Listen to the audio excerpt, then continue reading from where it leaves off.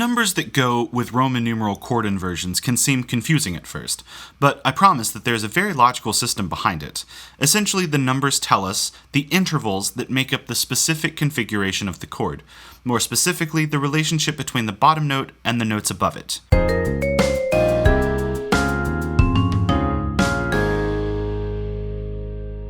In a root position chord, the interval between the bottom and the top notes is a perfect fifth, and the interval between the bottom and the middle note is a major third. Assuming that this is a 1 chord, we could label this chord a 1-5-3. But traditionally, both the 5 and the 3 are implied in a root position chord and are not written on the page, but are only written in our hearts. In a first inversion chord, we'll take that bottom note and we'll flip it up an octave. And now, the interval between the bottom and the top notes is a sixth, and between the bottom and the middle notes is a third. But we're looking to convey our configuration with as little information as possible, and so we don't need that 3, so get rid of it. Next, the second inversion chord. Take that bottom note and bump it up an octave.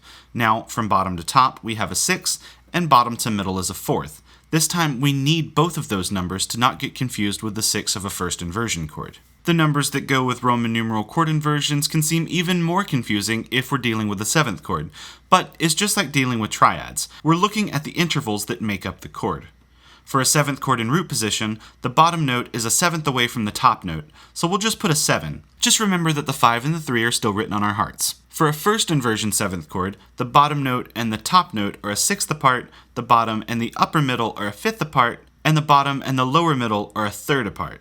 Based on the rule of least information, we can get rid of that 3. Seriously, do we ever use that 3? For a second inversion 7th chord, bottom to top are a 6th, bottom to upper middle is a 4th, and bottom to lower middle is a 3rd. So like we've done all of the other times, we'll just get rid of that 3, and whoops.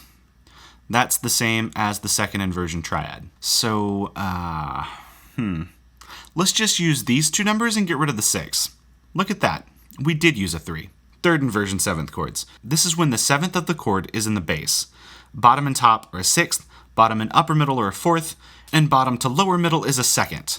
But here's the thing, we learned from our mistake last time, so we're going to go ahead and get rid of the 6th, and we're left with a 4-2. So a good way to remember the order of the 7th chord numbers is to just count backwards. 7, 6, 5, 4, 3, 2.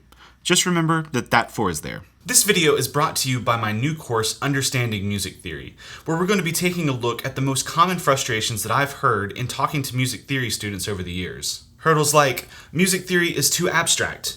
Music theory is a lot to memorize. Music theory kills creativity. Music theory just seems to be arbitrary rules. We're going to systematically help you overcome those hurdles and develop plans to help you sustainably move forward in your understanding of music theory. Not only that, but help you use music theory to your advantage in your life as a musician. The course starts on August 15th, but up until then, you can pre-order the course for a 20% discount. The link is in the description below.